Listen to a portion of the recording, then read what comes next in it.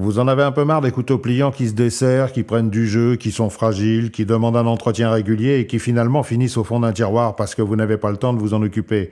Alors il est peut-être temps de passer aux petits fixes, pratiques, solides et qui font pas chier. Bonjour à tous, vous êtes sur la chaîne Le Goût des Lames.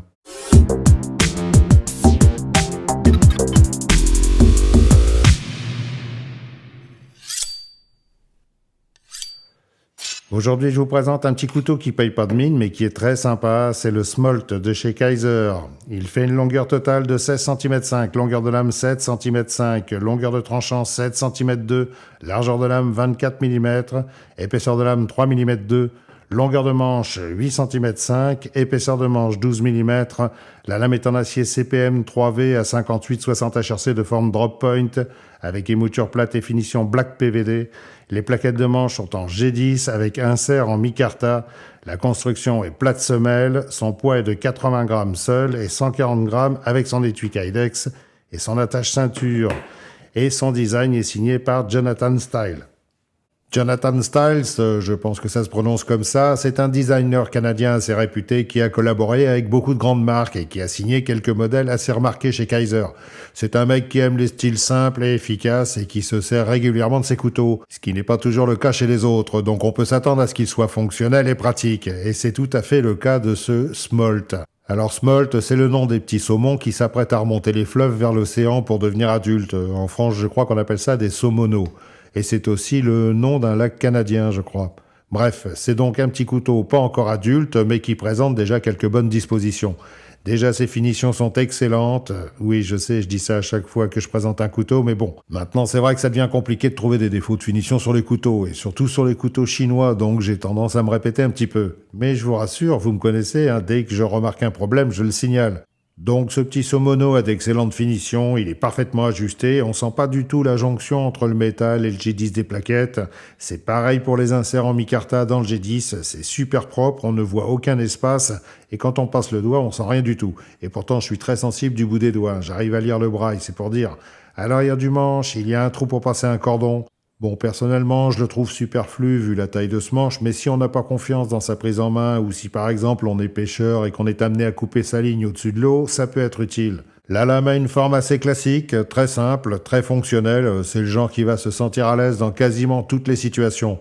Bon, elle est quand même petite, hein, donc on va pas abattre des arbres avec, mais si on a besoin de faire un peu de petit bois pour préparer son feu, ou le barbecue, comme ça m'arrive souvent, elle peut largement faire l'affaire, d'autant que son acier CPM 3V issu de la métallurgie des poudres est un excellent acier haut de gamme américain qu'on retrouve habituellement sur des couteaux outdoor bien plus chers. Le prix de ce Smolt est de 69 $ sur le site de Kaiser, ce qui le fait environ à 63 €, vu qu'en ce moment on est un peu avantagé par rapport au dollar. Parce que comme je l'ai déjà expliqué, ça spécule pas mal sur le prix des aciers, donc les fabricants chinois arrivent à acheter de très grosses quantités, ce qui leur permet de tirer sur les prix de vente. Et c'est pour ça que parfois on voit passer des aciers de l'espace à des prix dérisoires. Enfin, disons raisonnables.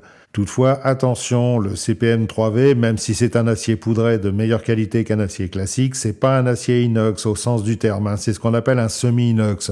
Donc ça sera pas forcément le plus recommandé dans un univers marin. Bon, vous me direz, il n'y a pas beaucoup d'acier qui résiste au sel, hein, mais sinon pour tout le reste, c'est sans souci, il suffit juste de pas laisser sa lame traîner des jours dans la flotte et de penser à l'essuyer avant de la ranger. Par contre, l'avantage de cet acier qui est très utilisé sur des fixes, c'est qu'il est extrêmement résistant aux chocs, aux contraintes et qu'il garde son tranchant assez longtemps. Donc je trouve qu'à ce prix-là, c'est quand même pas mal. Rapidement, je vous fais une petite comparaison avec le Kaiser Deck Hand, un petit utilitaire très sympa que j'ai présenté récemment, pas très cher, mais en acier des deux. Le Condor Kickback en acier 10,95 ou 10,75, je me rappelle plus très bien, un petit couteau rustique, mais qu'on n'a pas peur de maltraiter, d'ailleurs ça se remarque un petit peu. Le Petrified Fish Bison, un petit neck très sympa, très pratique. En plus petit, le QSP Canary, et en beaucoup plus cher, le Lulu de Knaf, en acier Magnacut. Comme vous voyez, je déteste les petites lames fixes. Un jour, si vous êtes sage, je vous montrerai la collection complète que j'ai de ces genres de couteaux. Vous verrez, c'est plutôt pas mal. Alors là, devine, c'est quoi? Un couteau pliant. Oui, c'est bien, c'est ça. Et là? Un couteau fixe. Oui, c'est bien. Et là, c'est quoi? Le goût des Mais lames. non. Mais Si, pourquoi le le goût goût des des lames? lames. Oh, mais qu'est-ce qui Si, m'emmerde le goût avec des le goût des lames, lames? le goût Celui-là, des il est lames, le complètement goût des con, lames. ce môme, là. Oui, Pourquoi on l'a c'est toi adopté, qui l'as celui-là? choisi, hein. Tu te démerdes. Ouais, mais on aurait maintenant. mieux fait de s'abstenir. J'ai dit le goût des lames, t'es con ou quoi? Ouais, c'est ça. Toi, je sens qu'on va t'oublier sur une aire d'autoroute. En ce qui concerne l'étui Kydex, rien à dire, il est très bon, il est parfaitement moulé, il n'y a aucun jeu, la rétention est excellente, ce qui veut dire que vous pourrez le porter en tour de cou et faire le 110 mètres haie sans aucun problème. Au pire, tout ce que vous risquez, c'est de vous le foutre dans les dents. Et sinon, pour un sport plus classique, le clip fourni est de très bonne qualité. C'est un genre de tech-lock à la sauce chinoise, très solide, très pratique, avec un verrouillage fiable et un système qui permet de le régler à la largeur de la ceinture. Il suffit de déplacer les deux barrettes ou de les enlever carrément si on a un ceinturon plus large jusqu'à 5 cm. Et si on préfère porter le couteau à l'horizontale, c'est possible parce que les écartements des œillets sont bons. Et l'autre gros avantage, c'est que ça passe dans les passants mollis d'un sac ou d'un gilet tactique ou autre. Alors pour quels usages ce petit smolt ? C'est simple, tout ce qu'on fait avec son couteau pliant, lui il le fera, mais en mieux. Pas de problème de solidité, pas de prise de tête à se demander si ce qu'on fait c'est bon ou pas bon. Il encaissera beaucoup plus de mauvais traitements que votre pliant préféré. Donc c'est le bon petit compagnon à emmener partout, dans ses balades dans la nature et à garder à portée de main le reste du temps. Moi c'est comme ça que je le vois.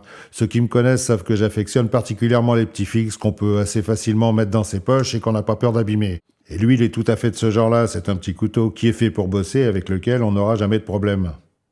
Voilà, j'ai fini avec cette présentation. Pour conclure, je dirais que c'est un super petit couteau, très agréable à utiliser. Toutefois, je trouve qu'il manque un petit peu de manche, pour moi en tout cas.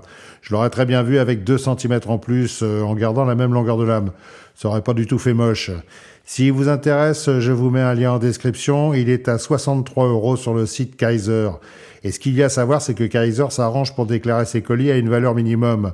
A priori, ça tourne autour de 20 $. Donc les taxes à payer, qui sont en général de 20%, sont assez minimes.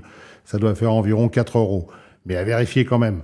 Voilà, je vous remercie d'avoir regardé cette vidéo. Si elle vous a intéressé, vous connaissez le geste à faire. Et n'hésitez pas à commenter et à la partager. Ça fait toujours du bien à la chaîne. J'ai des choses excellentes à vous montrer très prochainement, donc restez dans le coin. Et sinon, restez fluides, restez bien affûtés. Et comme d'habitude, je vous dis salut!